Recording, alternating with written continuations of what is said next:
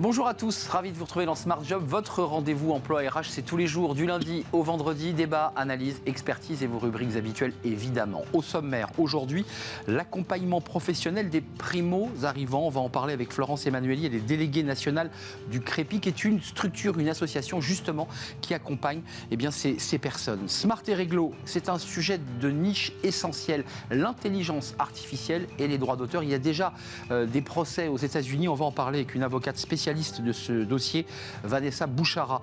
Elle est avocate spécialiste justement en droit d'auteur. Le cercle RH, pourquoi et comment faire revenir les métiers manuels ici en France? L'alternance évidemment, mais c'est compliqué, ce sont des métiers sous tension. On en parlera avec nos experts, des spécialistes de ce sujet. Et puis pour terminer notre émission Fenêtre sur l'emploi, les métiers de l'artisanat. Tiens, on reste dans le sujet sur le sport. Oui, le sport, c'était aussi un levier d'insertion. On en parlera avec Francis Bussière, il est le président de la Chambre des métiers et de l'artisanat d'Île-de-France. Voilà le programme. Tout de suite, c'est bien dans son job.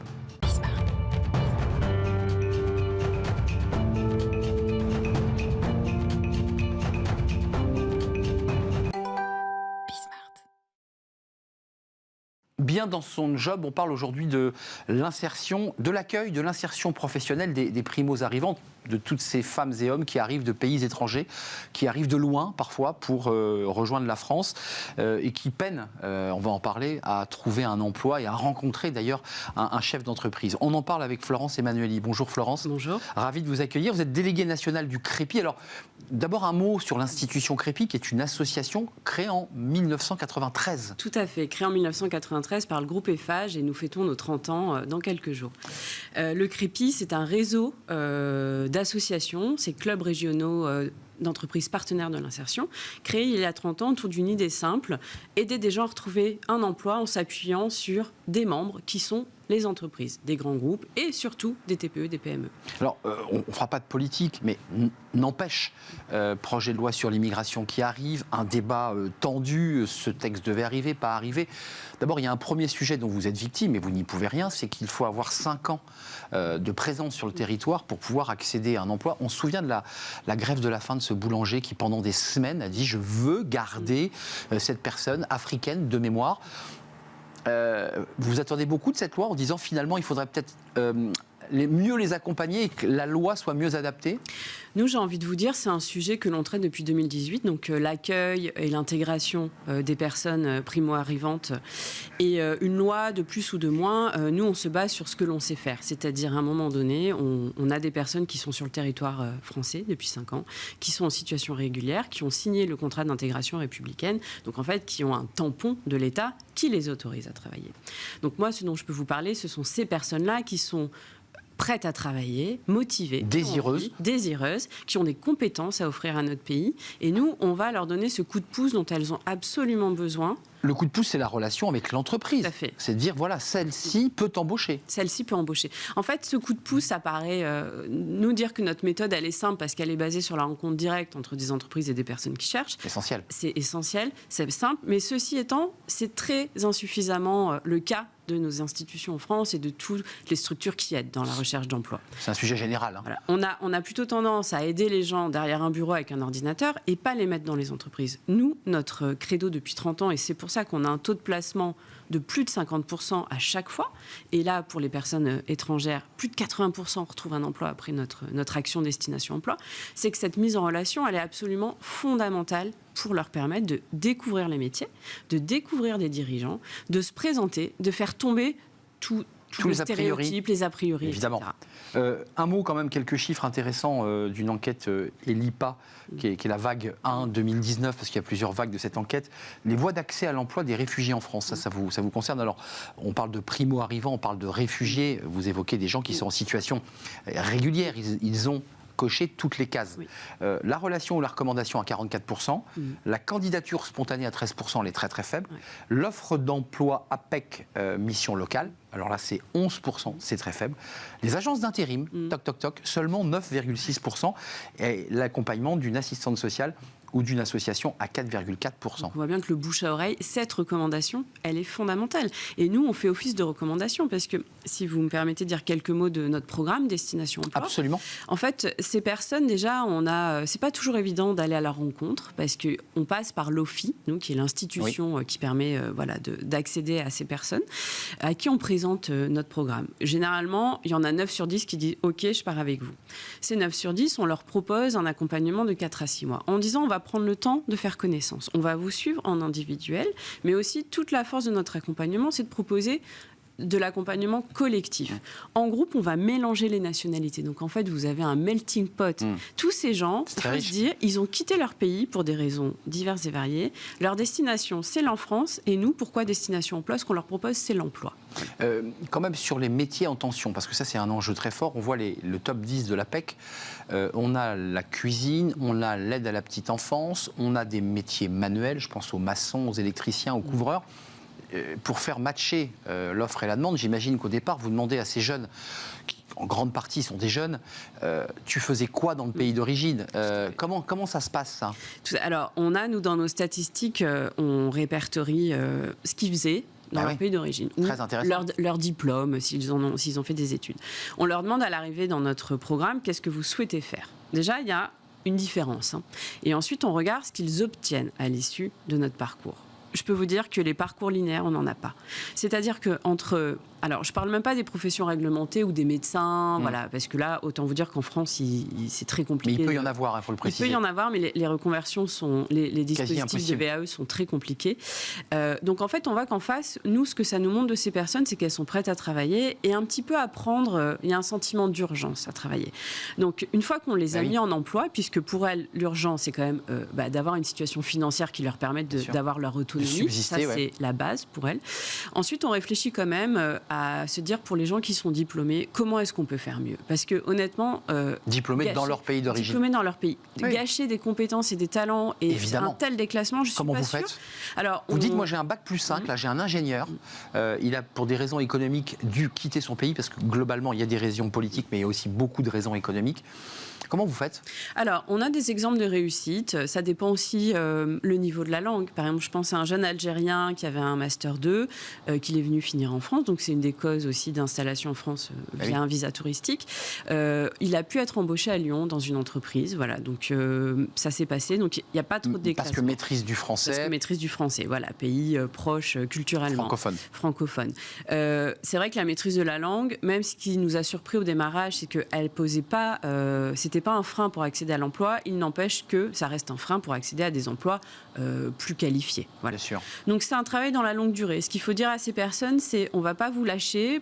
Posez-vous, exercez votre job. C'est 6 mois au maximum. C'est 6 mois. Après, nous, on a un engagement moral. Ce qui est l'avantage au Crépi, c'est qu'on n'a pas de numéro surtaxé. Vous pouvez appeler, vous avez le portable du responsable ou des chargés de mission et on a vraiment cet engagement dans la durée. Ça veut dire que assistante sociale et l'ensemble du réseau, vous êtes connectés avec eux, vous le dites sur ce plateau, n'hésitez pas, contactez-nous lorsque vous avez un cas qui dit je veux trouver un emploi, je ne trouve pas, j'ai pas de contact. C'est globalement ce qu'ils vous disent. Et nous, on a les entreprises. Nous, ce qu'on va leur permettre, c'est d'aller visiter des entreprises, de tester des métiers, de faire des stages, de rencontrer des patrons. Avant de nous quitter, combien d'emplois sont à pourvoir ? Vous avez une idée de cette offre-là qui tend les bras à ces primo-arrivants, à ces réfugiés ? De manière globale, en France, on parle d'un demi-million d'emplois. De là à faire le vase communicant avec ces personnes, je ne saurais pas me prononcer. En tout cas, de l'emploi, il y en a. Des personnes en face, on en a. Il y en a. C'est comment est-ce qu'on les prépare et on les présente aux employeurs. Ce sera le thème de notre débat tout à l'heure, le retour du métier manuel, et qui pose évidemment la question de comment pourvoir ces métiers sous tension. Peut-être une des solutions pour tendons la main et accompagnons, ça c'est votre boulot, les demandeurs d'asile, les réfugiés. D'ailleurs, ils ne sont pas demandeurs d'asile, ils sont réfugiés et primo-arrivants. Merci Florence Emmanuelli d'être venue nous voir. C'est les 30 ans, on est bien d'accord ? Les 30 ans. Les 30 ans du Crépi, qui est une association importante, déléguée nationale du Crépi. Merci de nous avoir rendu visite. Merci à vous. On tourne une page, on va parler d'intelligence artificielle. On ne parle que de ça, mais sur le plan juridique, c'est très complexe, et notamment sur le plan des droits d'auteur. On en parle avec une spécialiste, c'est Smart et Réglo. Smart et Réglo, on parle d'intelligence artificielle, on ne parle finalement plus que de ça, ChatGPT, IA. Intelligence artificielle et droit d'auteur, ça c'est un sujet extrêmement pointu et on en parle avec Vanessa Bouchara. Bonjour Vanessa. Bonjour. On est très heureux de vous accueillir parce qu'on va en apprendre beaucoup. Vous êtes avocate spécialiste des droits d'auteur et par extension, vous l'avez prolongé dans la relation droit d'auteur, intelligence artificielle. Il y a un vrai sujet, il y a un vrai problème sur l'émergence de l'IA.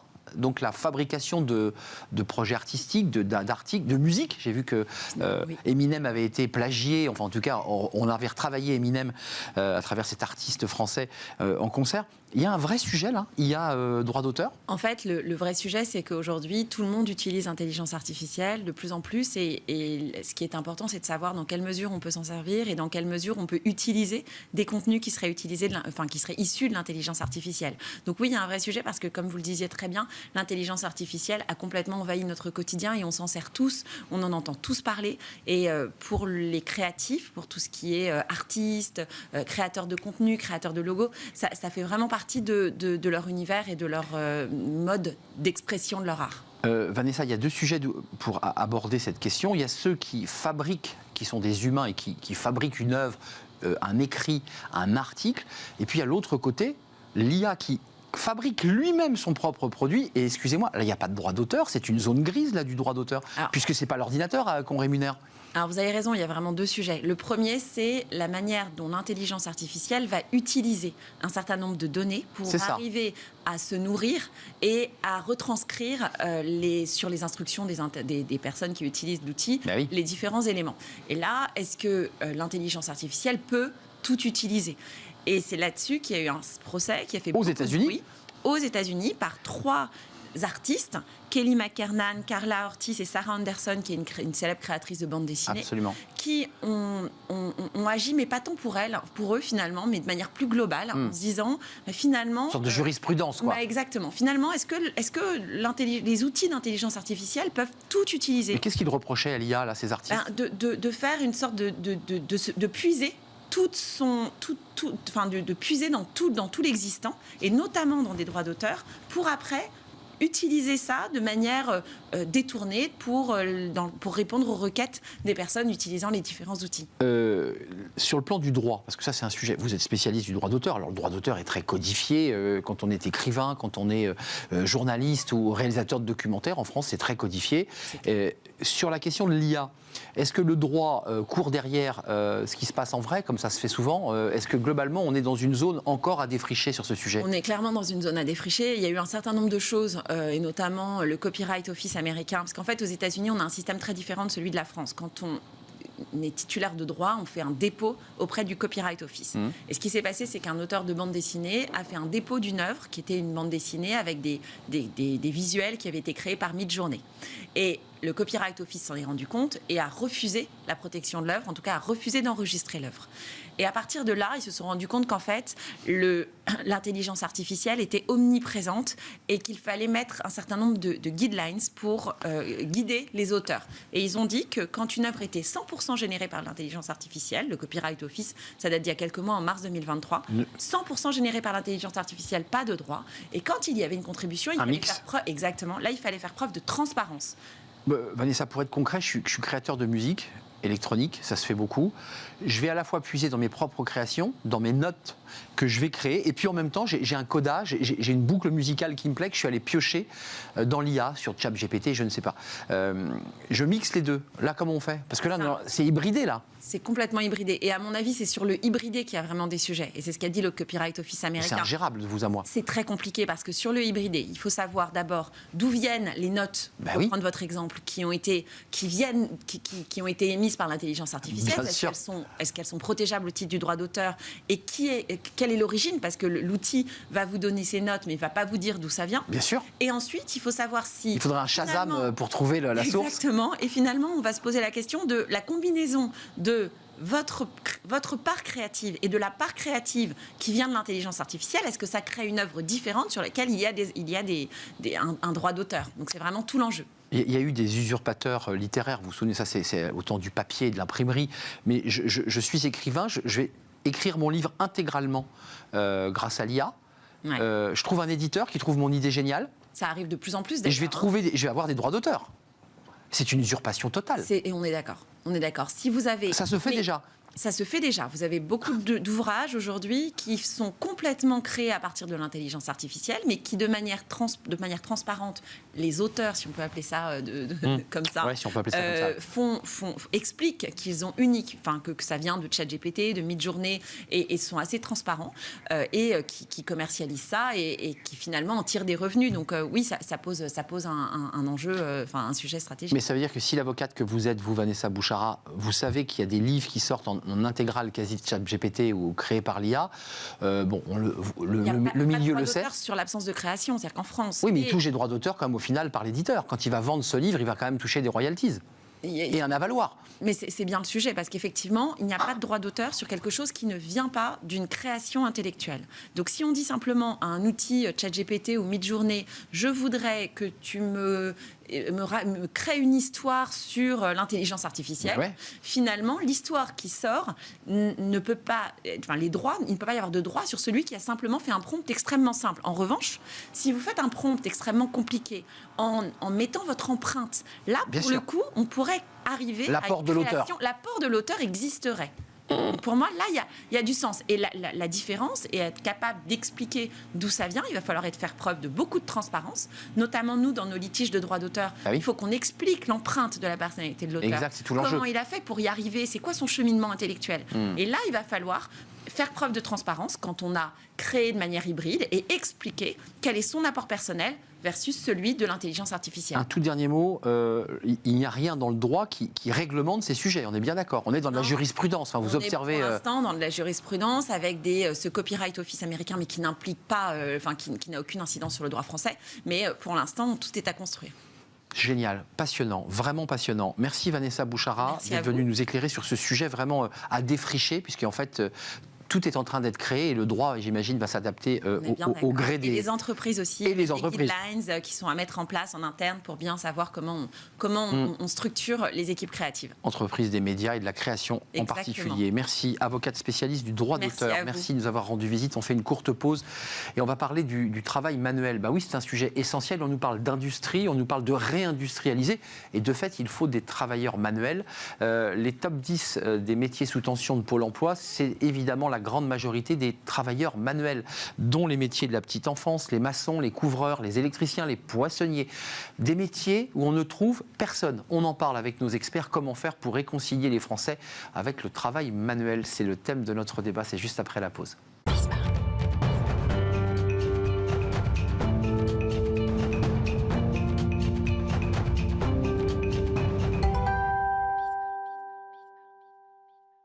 Le cercle RH, le débat quotidien de Smart Job pour parler des métiers manuels. Alors c'est un peu le verre à moitié vide et à moitié plein parce que ça va mieux, il y a de l'alternance, il y a pas mal de dispositifs et puis en même temps on voit quand même des artisans qui viennent sur notre plateau qui nous disent j'ai pas de couvreur, j'ai pas d'électricien, j'ai pas de poissonnier, je trouve pas de chaudronnier, donc c'est compliqué pour réindustrialiser la France. On va en parler avec mes invités. Valérie Desflandes, bonjour. Bonjour. Ravie de vous accueillir, ravie de vous revoir. Vous êtes déjà venue sur notre plateau. Vous êtes conseillère CIDJ, Centre d'information de documentation jeunesse. C'est-à-dire que c'est vous qui avez les jeunes qui viennent, alors ça se fait plus par catalogue comme à mon époque, c'est ça, hein, c'est pas le vieux catalogue. Il existe encore des dossiers version papier, mais c'est vrai que le numérique remplace de plus en plus.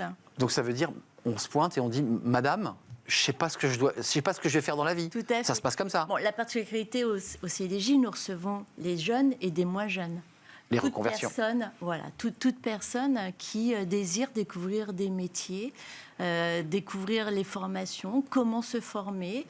On les accompagne dans l'aide au choix pour choisir le métier, les formations. Merci d'être là. Gilles Attaf, ravi de vous revoir.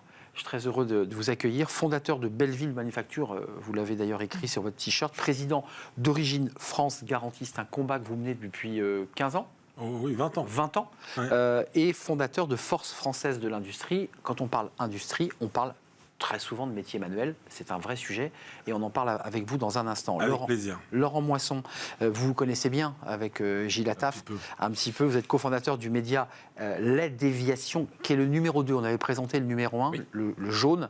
Ouais. Et là, on est sur le numéro orange. On va le voir à l'antenne, je pense, avec un certain nombre de personnalités importantes, de la politique, du monde de l'entreprise, de l'écriture, avec un dossier justement autour du travail manuel. Je commence par vous. vous, tiens, le travail manuel, ça y est, tout le monde a bien compris qu'il fallait prendre des postes dans le manuel. Moi, j'ai le sentiment que ça coince toujours, que c'est pas aussi simple qu'on veut bien le dire. C'est pas aussi simple et ça dépend qui. Donc, on a une interview très intéressante de Maï Traoré, qui est proviseur d'un lycée professionnel à Paris, et c'est assez limpide ce qu'elle dit. Elle dit, vous avez les gens qui viennent orientés, entre guillemets, qui n'ont pas le choix. Et là, ils viennent avec des semelles de plomb, que ça soit leurs parents ou eux-mêmes. Orientation garage. Exactement. Tiens, tirant en blanchisserie. Exactement. Ils ont un sentiment d'échec extrêmement fort. Ils n'ont pas de conviction, ils sont abattus. Et ils abandonnent très souvent. Et ils abandonnent, voire on arrive à des situations un petit peu ubuesques où ils sortent diplômés de, je sais pas moi, du bâtiment, et en fait ils y vont pas. Ils pratiquent pas. Et ils font autre chose. Donc c'est un gâchis aussi sur le plan de l'investissement sur ces jeunes. Et c'est difficile à vivre pour eux alors qu'ils ont de l'or dans les mains. Et à côté de ça, Maï nous raconte qu'elle voit de plus en plus de gens qui sont jeunes, qui n'ont pas encore travaillé, mais qui ont validé un cursus classique avec le bac, le machin. Et eux, ils renversent la table. Voilà, on fait plaisir aux parents et on termine avec un CAP pour justement devenir couvreur et avec là-dessus une quête de sens qui est intéressante. C'est-à-dire, je reprends votre exemple de couvreur, ça va être des gens qui vont venir avec une conscience climatique et qui vont se dire, en fait, pour limiter les émissions de CO2, une maison qui ne fuit pas, c'est quand même mieux. Mais Laurent, et je donne la parole à Gilles, mais ça ne suffit pas. Parce que vu le nombre, le top 10 des postes, des postes pénuriques, ça c'est le top 10 Pôle emploi, on retrouve les électriciens, les couvreurs, les poissonniers, les cordonniers, enfin bref, tous ces métiers, on ne trouve pas. Les forces françaises de l'industrie, c'est un sujet qui vous impacte directement, ces métiers manuels. On a fait du chemin, Gilles Attaf, depuis ces 20 ans de combat, où globalement vous dites, on peine encore. Alors on peine encore, mais on part de loin, donc il faut être positif. Aujourd'hui, on est quand même sur... On a avec la déviation, on parle beaucoup de quête de sens, mais il y a un vrai sujet sur la quête de sens. Pourquoi on travaille, qu'est-ce qu'on fait, d'une manière globale, donner un sens globalement à sa vie. Quand vous produisez quelque chose, c'est quand même beaucoup plus valorisant. Et donc ça, c'est un sujet qu'on essaie de traiter avec les FFI, avec les forces françaises de l'industrie. L'attractivité sur les métiers du fer en général, dans l'industrie plus précisément. Les métiers de la main. Les métiers de la main. Non, je parle pour vous parce que c'est là, vous avez longtemps et vous fabriquez. Textile, bien sûr, la main. Mais on a beaucoup dévalorisé, mais je pense que c'est pour ça qu'aujourd'hui, moi je parle de bataille culturelle pour redonner envie vraiment d'industrie. Moi je dis qu'il faut donner envie d'industrie, parce que l'artisanat a commencé sa mutation beaucoup plus tôt que nous, parce qu'il y a quand même une image de l'artisan qui a été très valorisée, dévalorisée, mais ils ont réussi vraiment cette mutation, et il faudrait qu'on la fasse dans l'industrie aussi, et ça me semble fondamental. Mais tout ça, encore une fois, il faut que l'attractivité, ça vienne de tout le monde, qu'on explique que on peut bien gagner sa vie aussi, parce que par exemple, on a l'impression que quand vous allez aller sur un métier manuel, vous allez moins bien gagner votre vie. C'est pas vrai. Nous, on a des statistiques avec Origine France Garantie. On gagne 20% de plus dans l'industrie que dans les services, par exemple. Donc tous ces sujets-là, il faut les mettre en avant pour qu'on soit en capacité de donner envie, encore une fois. Et vous avez raison, c'est Laurent, je me tourne vers vous, parce que ces jeunes qui viennent, il y a en fait deux types de métiers. Il y a les métiers pénibles dits manuels, et ça, c'est le top 10 Pôle emploi, c'est la petite enfance, c'est la cuisine, les travails de cuisine avec des horaires décalés. Puis il y a les métiers manuels, où on sait que quand on est soudeur, quand on est chaudronnier, métallier, on aura à traverser la rue pour trouver un job. Comment vous les accompagnez, ces jeunes, pour peut-être, je ne sais pas, les emmener sur des choix qui ne soient pas uniquement des métiers col blanc, en leur disant, mais regarde, il y a d'autres métiers super où tu vas inventer, créer. Là, il est certain que j'ai entendu parler de quête de sens, d'attractivité, de salaire, de conditions de travail. Mais les jeunes, qui sont encore dans les études, au moment de la troisième. Un peu perdu en troisième. Un peu perdu, normal, c'est la période de l'adolescence. On n'a pas eu une ouverture sur beaucoup de métiers. Le métier de ses parents, souvent. Oui, de ses parents, de son entourage. Donc, il faut vraiment qu'il y ait une impulsation, une impulsation par rapport à tous ces métiers. Il faut donner envie. Mais donner envie, il faut également que le jeune... et ce coup de foudre pour ce métier, pour s'intéresser à ce métier. Donc il faut également apprendre aux jeunes à se connaître, à repérer quels sont... Troisième, c'est pas simple. Moi, je me souviens, quand j'étais en troisième, je cherchais ma voie quand même. Mais justement, c'est en donnant des exemples, en voyant faire, en allant visiter des lieux, des entreprises, et qui se disent « Ah, mais Oui, ça pourrait me plaire. Et en allant dans les boîtes, parce que j'ai vu que les CCI le faisaient beaucoup, il y a la semaine de l'industrie, il y a quand même des idées où c'est qu'en voyant concrètement une matière, un objet, on se dit tiens, ça me plairait, le lieu me plaît. Vous avez des stages aussi. Et les stages, le stage de 3e. Un mot quand même sur les alternants, parce que ça a quand même cartonné. Ça a été porté par le gouvernement, plus de 780 000. On voit quand même des taux de rupture très importants. Je ne sais pas si vous avez vu les chiffres, on est à 35%. Donc de jeunes qui sont engagés. Et ils disent quoi ? Ils disent j'ai pas été bien accueilli dans l'entreprise ou chez l'artisan. Mais je suis d'accord avec ça. Enfin, je veux dire, si on veut faire aimer le métier manuel, il faut aussi... Il y a une vraie part de responsabilité de tout le monde sur le sujet. Donc je suis d'accord aussi que les entrepreneurs doivent aussi se poser les bonnes questions, d'expliquer que c'est important de transmettre aussi, donner envie de transmettre. Comme ouvrir son entreprise, c'est important culturellement. Par exemple, dans l'industrie, on n'avait pas envie d'ouvrir son entreprise parce qu'on avait l'impression que c'était un précaré et que comme on était pas mal dévalorisé, il fallait pas qu'on l'ouvre. Donc c'est vrai que c'est un vrai sujet et que tout le monde a sa part de responsabilité. Après, je pense que l'alternance est quand même en train de prendre un chemin qui est pour moi le bon chemin, c'est de dire que à la fois on peut être à l'école, à la fois on est en entreprise, donc du coup on peut se poser les bonnes questions, on peut se connaître soi-même un peu mieux, comme le disait madame, c'est important de se connaître. Et du coup là on est à la fois un pied dans l'entreprise, un pied dans le... je ne sais pas si on a vu la revue Les Déviations, qui est une très belle revue dans sa mise en page et dans la manière dont c'est écrit, vraiment. Et puis le titre, parce que là vous y allez, et si on retravaillait nos mains, voilà, on le voit. Il n'y a pas, et c'est pas si on travaillait de nos mains, c'est si on retravaillait. Donc vous impliquez dans ce titre qu'il y a quelques temps, j'ai envie de dire il y a 40 ans, on bossait avec nos mains, que ça a disparu. Bien sûr. Et qu'il faut le faire revenir. Mais qu'est-ce qui s'est passé en France ? Alors, il s'est passé quelque chose d'assez... Qu'est-ce qui s'est passé ? Il s'est passé quelque chose d'assez simple. Gilles parlait de bataille culturelle. La bataille, on l'a perdue avant de l'avoir livrée là-dessus. C'est-à-dire qu'à un moment donné, on s'est tous, à peu près au même moment, fait embarquer par un corpus idéologique qui, d'une part, disait... Vous avez des noms ou c'est quelque chose de plus... Non, je pense que c'est diffus. Oui, mais bon, quand un grand patron comme Churuc nous dit l'atelier du monde sera en Chine, la France sera un pays de tertiaire, ça donne quand même des signaux qui sont pas vraiment... Il n'avait pas totalement tort, par ailleurs. On n'est pas devenu un pays de tertiaire, je te rassure. C'est vrai. Je vous rassure. Et on peut se tutoyer. On peut se tutoyer tous les deux. Non, mais c'est... Voilà, vous voyez, mais il n'y a pas que lui. Si vous voulez, c'est... je pense que on a considéré à un moment donné que le monde manuel, c'était un monde d'oppression. C'est-à-dire, il y avait des grandes unités de production, il y avait la lutte des classes, et forcément, les gens qui étaient en dessous se faisaient un petit peu opprimés par les autres. Donc, à un moment, on s'est dit, on veut plus ça, c'est Zola, c'est tout ça. C'est cet imaginaire ouvrier, quoi. Exactement. Voilà. Et donc, quand vous voulez sortir une population de ça, qu'est-ce que vous faites ? Vous demandez à l'éducation nationale de former les enfants de ces personnes-là et dire non, je veux pas que vous connaissiez le sort de vos pauvres parents, mais qui, pour un certain nombre d'entre eux, même pour la majorité, étaient fiers de faire ce qu'ils faisaient. Tout à fait. Donc on a pensé à leur place. d'être ouvrier. Voilà. L'ouvrier spécialisé était quelqu'un qui comptait dans la société. Spécialisé, pas l'OS. Voilà, c'était un ouvrier spécialisé, c'était quelqu'un qui comptait.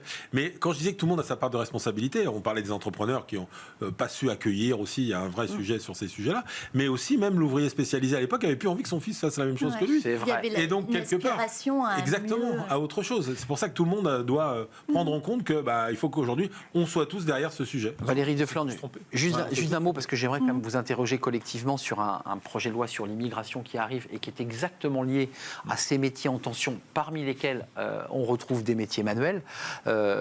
Est-ce que les parents orientent, parce que vous avez un rôle à jouer évidemment de pédagogie, d'orientation, est-ce que les parents poussent bien leurs enfants parce que à table ça se passe là, tu veux faire quoi, on en discute, et moi je veux pas faire ça, ça me plaît pas, c'est sale.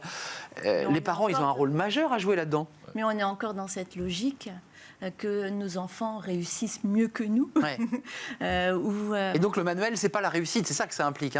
Si ce n'est pas dans une culture familiale où il y a un esprit de transmission de savoir-faire. Et de respect du travail manuel.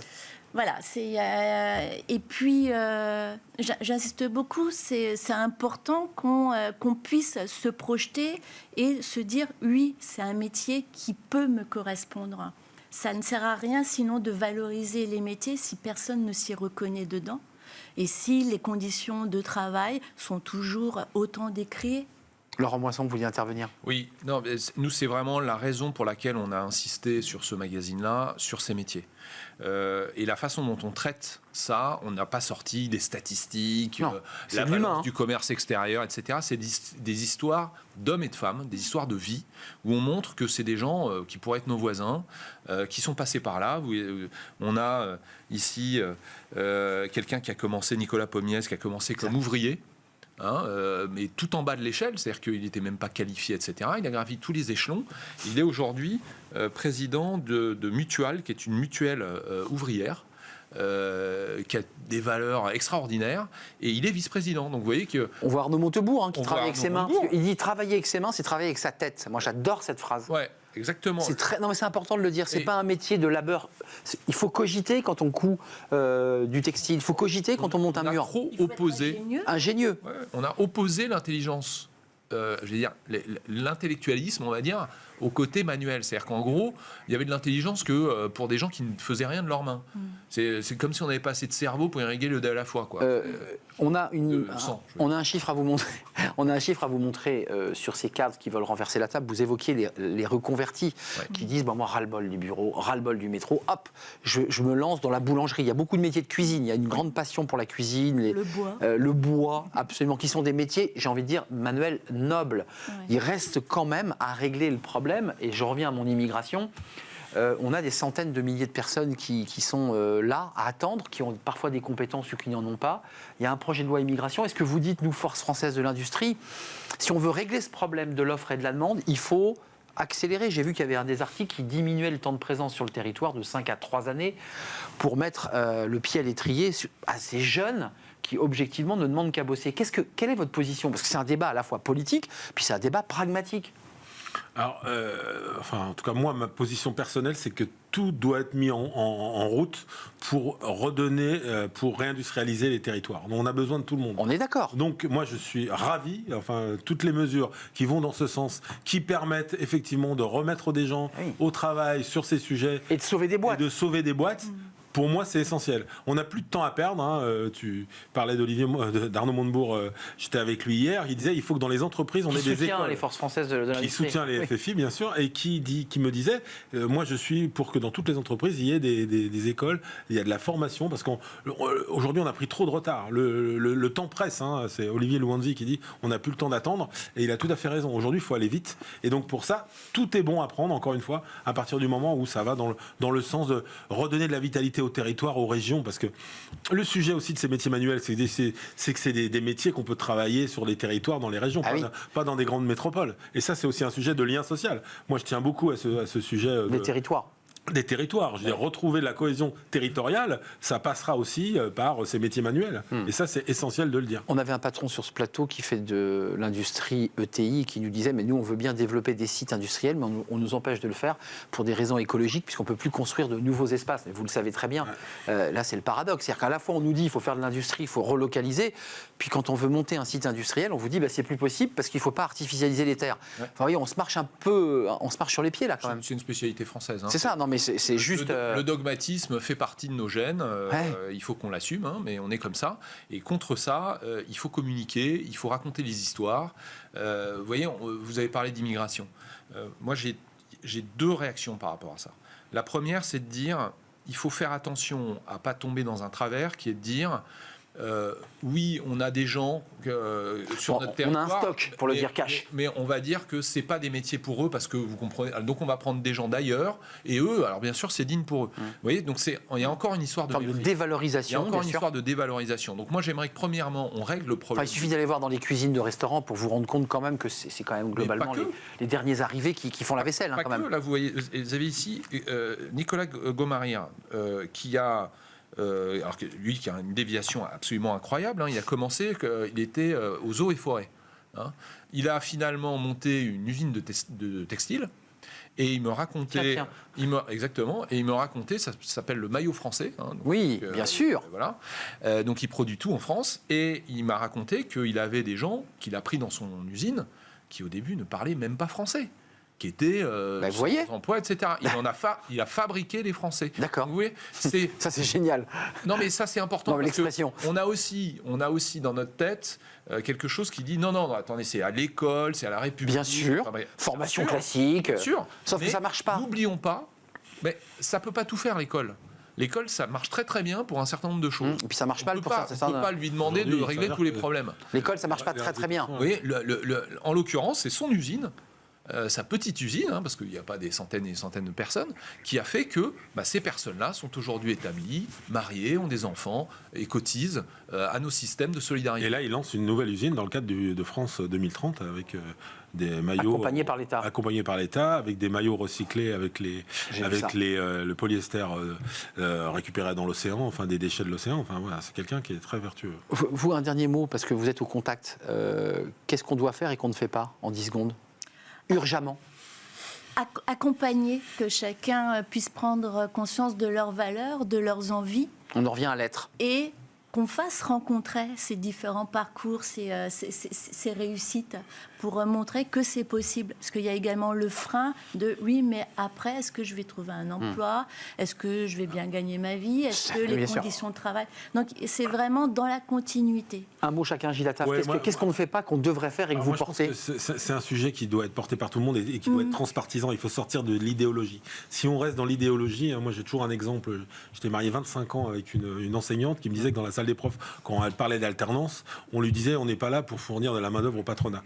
Donc il y a un vrai problème aussi culturel en France qu'il faut reprendre d'une manière tout à fait générale, encore une fois. Et je pense qu'il faut sortir aussi de cette idéologie. Je veux dire, tout le monde doit porter ce sujet de l'industrie parce que le lien social se refera par les métiers du fer et c'est pour ça que les déviations sont là. Du fer, F-A-I-R-E, mais aussi du fer, F-E-R, pour rester dans le travail manuel. Vous êtes d'accord avec Tout moi? à fait. Merci à vous trois, c'était passionnant. La déviation numéro 2, avec des personnages, des histoires, des histoires de vie, parce que c'est tout l'intérêt de ce magazine trimestriel, me semble-t-il. Oui.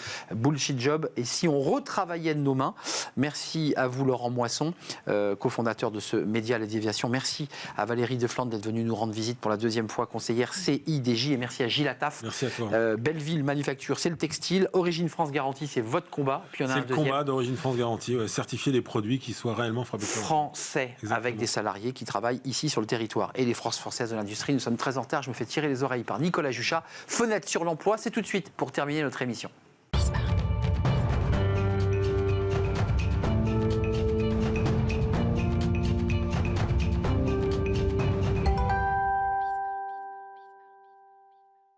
Et fenêtre sur l'emploi pour terminer notre émission. On reste dans l'artisanat et on va le lier au sport. Vous allez comprendre évidemment parce que c'est aussi le sport un levier pour partir à la rencontre de futurs salariés passionnés d'artisanat. On en parle avec Francis Bussière. Bonjour Francis. Bonjour. On est très heureux de vous accueillir. Le président de la Chambre des métiers et de l'artisanat d'Île-de-France. Ça représente quand même un certain nombre d'artisans. Combien d'artisans d'ailleurs? 300 000 entreprises artisanales sur le territoire. 300 000. Absolument. Je crois que c'est la région la plus importante. La plus importante en termes d'entreprises artisanales et on représente 75 milliards d'euros de chiffre d'affaires sur le territoire de l'Île-de-France. C'est dire... On a évoqué tout à l'heure les métiers des couvreurs, des maçons, des poissonniers.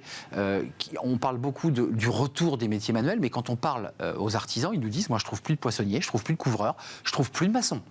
Et vous êtes, à l'origine, vous avez une entreprise de maçonnerie. J'ai une entreprise de maçonnerie, je suis maçon, effectivement, et cela permet de construire à la limite son carrière professionnelle, c'est le cas de le dire, et puis aussi son avenir. Et moi, j'ai envie de dire à tous les jeunes qui peuvent nous écouter, allez-y, quoi. Voilà, c'est des merveilleux métiers.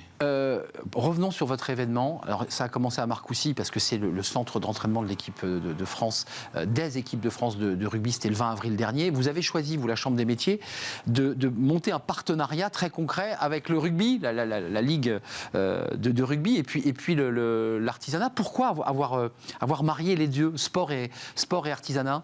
Vous savez, il y a beaucoup d'artisans qui jouent au rugby déjà.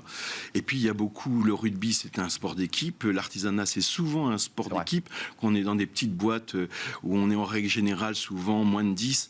Eh bien, si on n'est pas en équipe, ça ne fonctionne pas. Donc, on a toutes ces valeurs du sport qu'on retrouve dans l'artisanat. Concrètement, ça veut dire que l'idée pour vous, parce qu'on a démarré l'émission sur les pénuries de main-d'œuvre, parce que la réalité, elle est là. Les les artisans ont d'énormes difficultés à recruter. L'idée, c'est d'une manière un peu disruptive d'aller chercher des candidats et de passer par le sport. C'était ça l'esprit de l'événement ? L'esprit, au départ, c'était de dire on est dans des CFA, et les CFA, on essaie de proposer aux jeunes d'autres approches de travail en équipe, de la solidarité, de l'entraide. Et le rugby est un sport merveilleux pour ça. Ça, c'était la première idée. Ensuite, effectivement, on le décline avec d'autres valeurs du rugby. Oui, dans nos CFA. Les CFA, vous savez, c'est d'abord des jeunes. Centre de formation des apprentis. Oui, vous avez raison, merci de le préciser. Centre de formation des apprentis. Ce sont dans 11 CFA qui sont sur le territoire, pour 10 000 apprentis que l'on forme, eh bien, ce sont 50 métiers qu'ils apprennent. La réalité, grâce notamment à ce sport, on a bien compris que l'idée du rugby portait des valeurs de solidarité, mais aussi de courage, de vérité, parce qu'il y a aussi quand même beaucoup de vérité sur le terrain de rugby, il faut quand même le reconnaître. Au-delà de ça, c'est aussi dire à ces jeunes, venez rejoindre nos métiers, allez pousser la porte des artisans. Pourquoi c'est si compliqué, paradoxalement, alors qu'on n'a jamais autant parlé de travail manuel en France ? Ça va mieux ou pas, très sincèrement ? Bien sûr que ça va mieux globalement. On a une meilleure image. Je dirais, vous, journalistes, vous, les médias, vous avez contribué aussi à ce regain, à ce nouveau regard sur l'artisanat. C'est merveilleux. Vous savez, moi, j'étais dans une autre branche d'activité, beaucoup plus classique auparavant. J'ai découvert, depuis une trentaine d'années, ce monde de l'artisanat où tout d'un coup, vous confrontez à la matière. Vous savez, c'est pas intellectuel, c'est simplement, vous avez un truc et puis vous en faites autre chose. Ça peut être intellectuel aussi, parce que faire de l'artisanat, ça demande beaucoup de précision. Ça l'est. Moi, je dis toujours, l'artisanat, c'est un triptyque. Ouais. C'est la main, bien sûr, le geste, c'est la tête pour bien penser. Évidemment. Et c'est souvent aussi le cœur. Un petit mot sur... Alors, je quitte et je reste finalement pas très loin de vos métiers. Tension RH dans l'artisanat du bâtiment. C'est chez vous. 60% des déclarants de cette étude, qui est une étude INSEE, 60% des artisans du bâtiment déclarent éprouver des difficultés de recrutement. C'était en janvier 2023. Au-delà de l'initiative que vous avez prise, au-delà de porter cette initiative de visibilité à travers le rugby, comment on fait ? Comment on s'y prend ? Oui. C'est un casse-tête quand même. C'est un casse-tête. Moi, je ne suis pas au gouvernement. Je suis simplement président d'un établissement public administratif, donc avec un certain devoir de réserve, évidemment. Mais je pense qu'il y a nécessité absolue d'aller regarder au fond des choses. C'est-à-dire qu'aujourd'hui, bien sûr, le chômage diminue, vous le savez, vous en parlez en permanence. Donc on va à un moment donné se retrouver avec un problème, très clairement. Oui, nos petites boîtes, nos artisans, ils ont besoin de retrouver du personnel. Oui, les personnels qualifiés, nous on s'occupe de la qualification du personnel. Vous les formez dans les CFA ? Absolument. La réforme du lycée professionnel, en 10 secondes, les deux peuvent se marier, vous la regardez comment ? Parce que ça vous impacte aussi ça. Oh là là, vous venez de poser un énorme souffle. On passe à autre chose ? On passe... Oui, j'en tousse. Oui, c'est ça, vous vous étouffez. Non, c'est une réforme intéressante parce qu'il y a des secteurs, des filières qui vont disparaître. Ça a été dit par le gouvernement. Je pense qu'à partir du moment où on pourra discuter, nous, les chambres consulaires, nous, la chambre de métier de l'artisanat, avec les lycées professionnels, en vraie profondeur, en partenaire, puisque, bien sûr, ils sont sur le territoire comme nous. Nous avons des spécificités différentes. Marions-les. Marions-les, ça ne veut pas dire qu'on va se marier. C'est-à-dire... Ne travaillons pas l'un contre l'autre.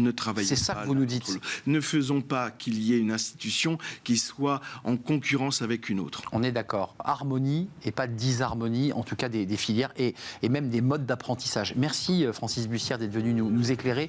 Les métiers de l'artisanat, c'est important. Allez sur le site CMA, 75 milliards, quand même, ce chiffre est assez extravagant.